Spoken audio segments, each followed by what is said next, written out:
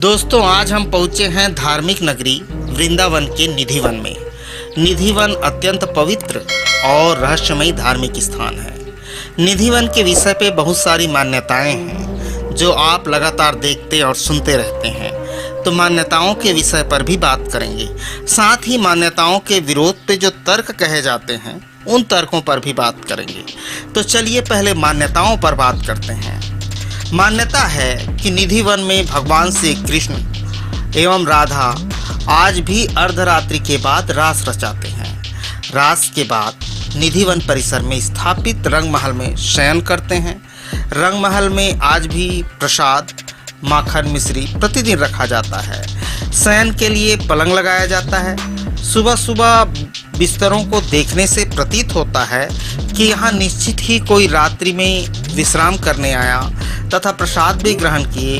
लगभग 2.5 एकड़ क्षेत्रफल में फैले निधिवन के वृक्षों की खासियत यह है कि इसमें से किसी भी वृक्ष के तने सीधे नहीं मिलेंगे। साथ ही इन वृक्षों की डालियां नीचे की ओर झुकी हुई तथा आपस में गुथी हुई प्रतीत होती हैं। निधिवन परिसर में ही संगीत सम्राट एवं ध्रुपद के जनक श्री स्वामी हरिदास जी की जीवित समाधि, रंगमहल, बाके बिहारी जी का प्राकट्य स्थल, राधा रानी, बंसी चोर आदि दर्शनीय स्थान हैं। निधिवन के दर्शन के दौरान वृंदावन के पुजारी गाइड द्वारा निधिवन के बारे में जानकारी दी जाती है। उनके अनुसार निधिवन में प्रतिदिन रात्रि में होने वाले कृष्ण की रासलीला देखने वाला अंधा, गूंगा, बहरा और पागल होने की उम्मीद रहती है।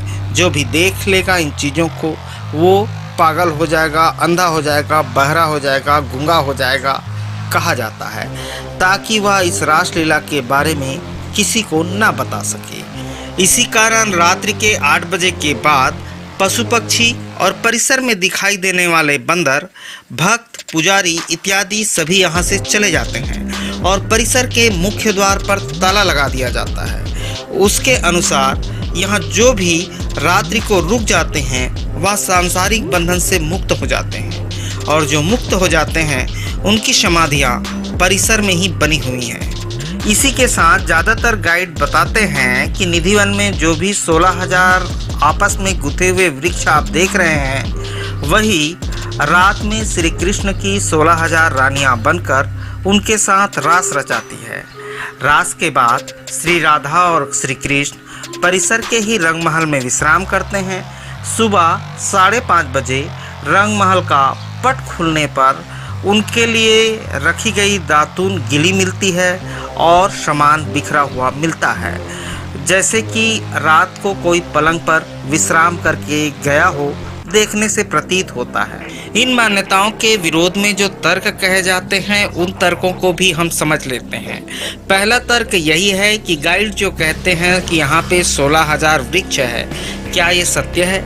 क्योंकि परिसर का आकार इतना छोटा है कि 16,000 वृक्ष भी मुश्किल से ही होंगे और छतरी की तरीके से फैलाव किए हुए कम ऊंचाई के वृक्षों की शाखाएं इतनी मोटी एवं इतनी मजबूत नहीं हैं कि दिन में दिखाई देने वाले बंदर रात्रि के समय इन पर विश्राम कर सकें। इसी कारण वह रात्रि को यहाँ से चले जाते हैं। और एक चीज़ और बता दें कि जब भी आप निधिवन जाएं या वृंदावन के किसी भी जगह पर जाएं, बंदरों की आदत वहाँ के मनुष्यों के आसपास रहने की है और आप अपने पर्स, मोबाइल, बेल्ट, बटुए बचा के रखें, क्योंकि बंदर कभी भी इसको वहाँ पे ले जा सकते हैं। इस परिसर की 4 दीवारी लगभग 10 फीट ऊंची है और बाहर के चारों ओर रिहायशी इलाका है, जहाँ चारों ओर 2-2, 3-3 मंजिला मकानें बनी हुई हैं जो आप देख सकते हैं। और इन घरों से निधिवन की 4 दीवारी के अंदर के भाग को साफ साफ देखा जा सकता है छतों से। जब उन घरों के छतों से आप पूरे निधिवन को देख सकते हैं तो यह भी समझना जरूरी हो जाता है, यदि सच में रासलीला देखने वाला अंधा, गूंगा, बहरा होकर मर जाता है, ऐसी दशा पैदा होती है, तो निश्चित ही आसपास के लोगों को इलाका छोड़कर चले जाना चाहिए। निधिवन के भीतर 15-20 समाधियां बनी हैं। उनमें स्वामी हरिदास जी की और अन्य आचार्यों की समाधियां हैं। जिन समाधियों पर आचार्यों के नाम और मृत्यु के तिथि के शिलालेख लगे हैं, उनका उल्लेख निधिवन में लगे उत्तर प्रदेश पर्यटन विभाग के शिलालेख पर भी किया गया है। उन्हीं समाधियों की आड़ में गाइड ज़्यादातर यह भ्रम फैलाते हैं, जो रासलीला देख लेता है वह सांसारिक बंधन से मुक्त हो जाता है और उन सभी की समाधियां यहाँ पर बनी हुई हैं। हमने तर्क और मान्यता आपको निधिवन से समझाया और हर व्यक्ति की सोच समझ के हिसाब से उसकी तर्क और मान्यता तय होती है। आप किसको सही मानते हैं, आप हमें कमेंट्स करके जरूर बताएं। धन्यवाद। मैं ओम प्रकाश अवसर।